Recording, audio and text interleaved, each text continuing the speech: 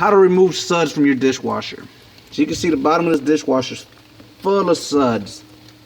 You can get suds if you just recently cleaned your dishwasher, or you used the wrong soap accidentally. I'm going to show you a cheap, quick way to get rid of these suds. Okay? You're going to need a little bit of vegetable oil. Okay?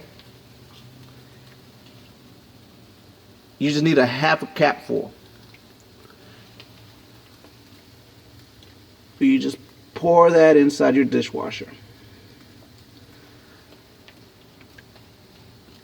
Then you close it and you let it run for a sec.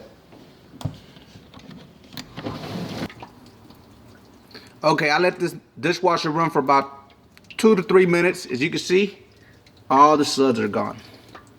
Okay? And just let your dishwasher finish the cycle with no dishes in it, and you'll be good to go. Thank you for watching. Check out my other videos, and please subscribe. Thank you.